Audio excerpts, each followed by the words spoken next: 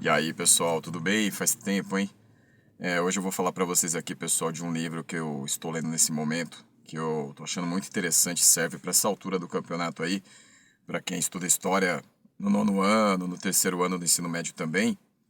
Quando tem, né? Sempre lembrando aí que às vezes não tem história no terceiro ano do ensino médio, né? Acho que na verdade é a maior parte dos casos hoje, né? Mas enfim, quando se chega a essa altura do campeonato, normalmente a gente estuda aí Brasil, a gente estuda a Primeira Guerra Mundial e tem um livro, pessoal, que faz uma interligação muito interessante, que é esse livro aqui, Holocaustos Coloniais, que é da editora Veneta, que, assim, nas alturas aqui que eu li, até o momento, tem umas relações, assim, bem interessantes pelo seguinte, ele faz uma conexão entre secas que aconteceram simultaneamente no mundo no fim do século XIX e início do XX, e elas estariam ligadas ao fenômeno El Niño.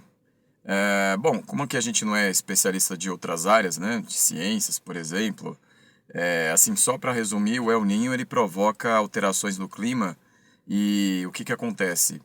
Tem uma questão ali do Pacífico, né, que você tem ali o aumento da zona quente no Pacífico e aí isso causa reações aí de seca por várias regiões do mundo, né? Basicamente é isso, lógico, é muito mais complexo que isso, né? Mas é só para vocês entenderem que essas alterações aí que vêm no século XIX, o que vai acontecer? Elas vão gerar essas secas assim imensas que vão acontecer na China, na Índia, no Brasil. Ele fala um pouquinho da África aqui também, mas principalmente Brasil, China e Índia.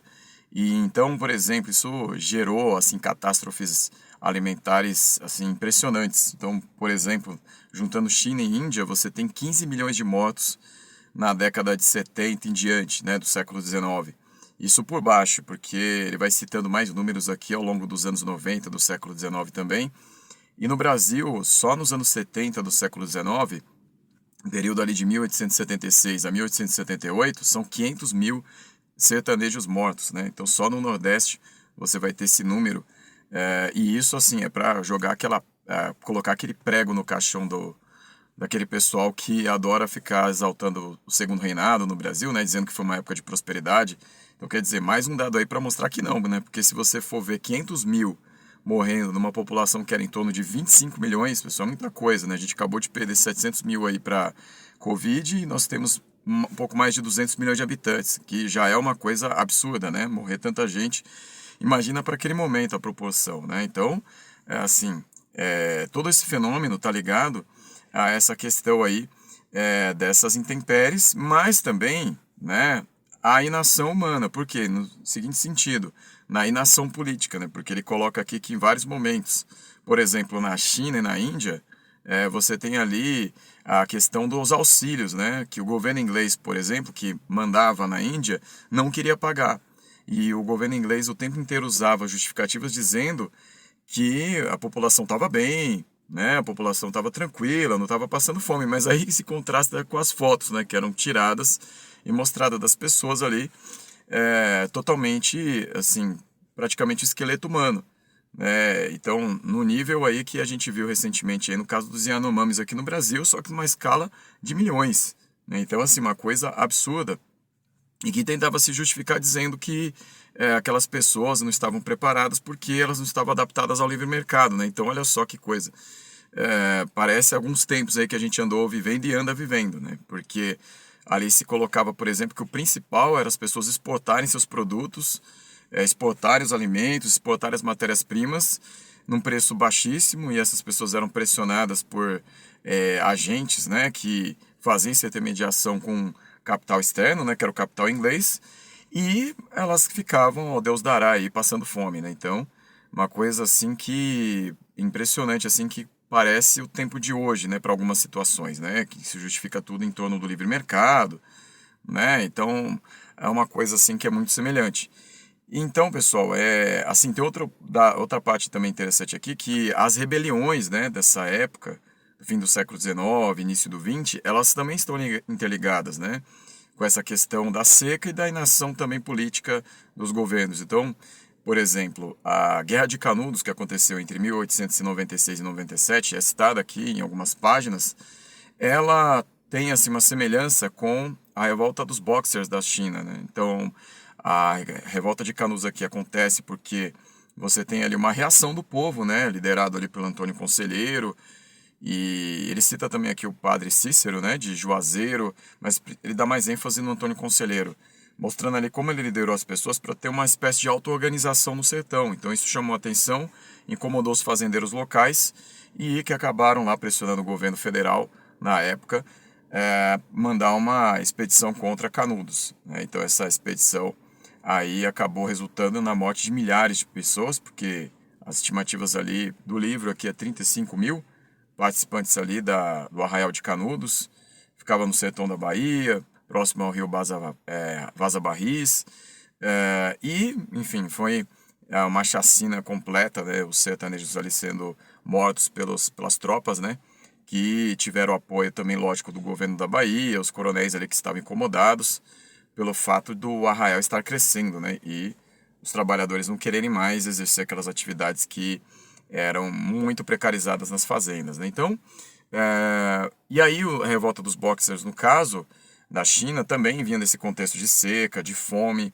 Então, os Boxers eles começam a se unir e começam a ser pessoas que vão partir, né, aí de reivindicações do povo para lutar contra a presença estrangeira. Tinha ali um elemento de nacionalismo e as elites da China se aproveitaram disso para apoiar o movimento, porque eles não queriam que esse movimento se tornasse uma coisa classista, né? Porque para elas era muito perigoso. Então era interessante mesmo colocar os Boxers contra os alemães, contra os ingleses, franceses, americanos, holandeses, austríacos, enfim, ele coloca que 9 países, contando os Estados Unidos e os países europeus, participaram daí do sufoco, né, do sufocamento da revolta dos Boxers da China, né, que ali aconteceu no começo do século XX. Então, eram pessoas que acreditavam que eram capazes, né, de enfrentar essa presença estrangeira, e ela era causadora de todos os males que estavam acontecendo na China. Então, era realmente isso, né? Essa presença estrangeira era responsável por esses males, mas também junto com outros fatores, né? Então, assim, a China na época era governada pela imperadora Cixi, né? Que acabava fazendo muitos acordos com as potências estrangeiras e acabava acontecendo dos chineses sofrerem muito, né? Mas tem todos esses outros aspectos que eu falei aqui para vocês também. Então, tinha seca, e aí também a pressão, né, principalmente da Inglaterra, para que se vigorasse o livre mercado em várias regiões. E assim, aquela região nordeste da China vai ser muito penalizada com essa seca, né, pessoal? Então, assim, e aí sobre a África, ele também cita a África, né, porque ele fala que a África, por exemplo, sofreu muito com as pestes trazidas pelos europeus, né? Então ele cita o caso dos italianos. É interessante que no caso dos italianos, ele cita uma coisa que uma vez eu citei aqui num vídeo, que era do coletivo Shuang da China, né, que é um coletivo recente. Ele cita a peste bovina que atacou a África no século XIX, que lá na região que a Itália controlava, né, que a Itália invadia ali próximo da Eritreia, Etiópia, você vai ter aí a difusão da peste que vai matar o gado de muitas regiões, assim, são dados aqui que ele coloca que muitas vezes o gado ali das regiões ali da África do Leste foi reduzido em algumas regiões a 15% do que era antes da presença italiana, por exemplo. Então, assim, aí você tem a proliferação da peste bovina, as pastagens elas são também destruídas porque começam a ter assim, a proliferação do espinheiro, isso lá no coletivo Shuang, né? Ele cita a questão da difusão do espinheiro e depois da mosca de tsetse que traz a doença do sono. Essa parte sim do espinheiro e da mosca de tsetse, o autor aqui, o Mike Davis, né, do Holocaustos Coloniais, aqui desse livro que eu estou falando, ele não cita tanto, mas ele cita bastante a questão da peste bovina e também da mosca de tsetse em alguns momentos, né, que vai assim deixando a população completamente fragilizada. Então, pessoal, é um livro que vale muito a pena, né? Eu ainda vou concluir a leitura aqui, e aí se tiver algum dado interessante aí eu vou acabar mencionando aqui, mas eu estou falando desse livro porque eu acho muito parecido com algumas justificativas que nós tivemos no Brasil recentemente. A gente teve aí a polêmica do auxílio, porque durante a pandemia o governo anterior ele acabou deixando de pagar o auxílio ali entre 3 e 4 meses, né? E a população Deus dará. Então isso aumentou aí o número de famintos no Brasil.